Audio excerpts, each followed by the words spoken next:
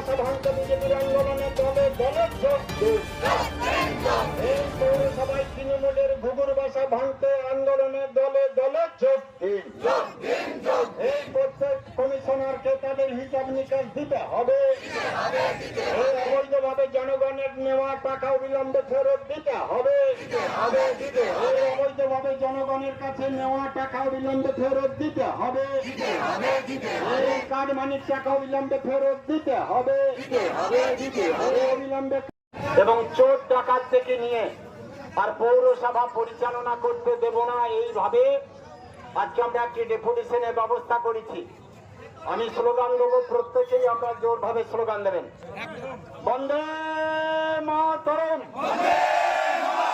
বন্দে মাতরম, বন্দে সামনের লোকের পিছনে আসুন। বন্দে মাতরম, বন্দে মাতরম, भारत माता की जय, भारत माता की जय। बीजेपी जिंदाबाद, बीजेपी जिंदाबाद। तृणमूलेर दुर्नीतिर बिरुद्धे बीजेपी लड़ছে লড়বে। পৌরসভার দুর্নীতির বিরুদ্ধে বিজেপি লড়ছে লড়বে। পৌরসভার দুর্নীতির বিরুদ্ধে বিজেপি লড়ছে লড়বে। পৌরসভায় চোর টাকাতে দিয়ে নিয়ন্ত্রণ মানছি না, মানব না। পৌরসভায় চোর ডাকাতদের পরিচালনা মানছি না, মানব না। অবিলম্বে পৌরসভার চোর ডাকাতদের গ্রেপ্তার করতে হবে। অবিলম্বে পৌরসভার চোর ডাকাতদের গ্রেপ্তার করতে হবে। এই দাবিতে বিজেপি লড়ছে লড়বে। এই দাবিতে বিজেপি লড়ছে লড়বে।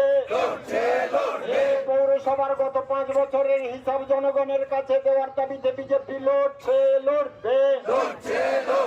পৌরসভার গত 5 বছরের হিসাব নিকাশ জনগণের হাতে দিতে হবে। 2021 সালে ভোট পরবর্তী হিংসা সারা পশ্চিমবঙ্গ জুড়ে তথা এই বোলপুর শহরে যেভাবে সন্ত্রাস করেছে, মানুষকে অত্যাচার করেছে, নারীদের প্রতি অত্যাচার করেছে, তারা শুধু একটাই অপরাধ ছিল যে তারা শুধু বিজেপি পার্টি করেছিল। কিন্তু তারপর 22 সালে আপনাদের পৌরসভা নির্বাচন হয়েছে। সেই পৌরসভা নির্বাচনে 22টা কাউন্সিলর কিভাবে নির্বাচিত হয়েছে সে সমস্ত বোলপুরের মানুষ অবগত আছে। কিন্তু এই বোলপুরের মানুষ 22 থেকে 27 পর্যন্ত এই পৌরসভার কাজকর্মের দায়িত্ব আপনাদের মাথার উপর দিয়েছিল।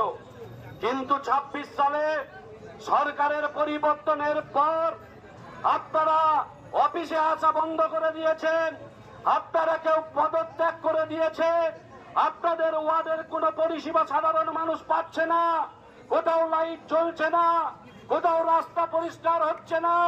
এর থেকেও বড় দুঃখ, মানুষ মরে গেলে শেষ জীবনে যে শ্মশানেও দীর্ঘদিন ধরে লাইটটা অফ করা ছিল।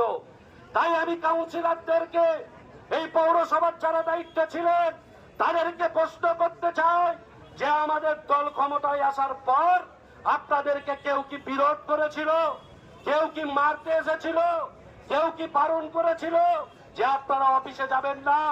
আজকে আপনারা বোলপুর শহরকে গার্জেনহীন করে রেখে দিয়েছেন। বোলপুরের মানুষের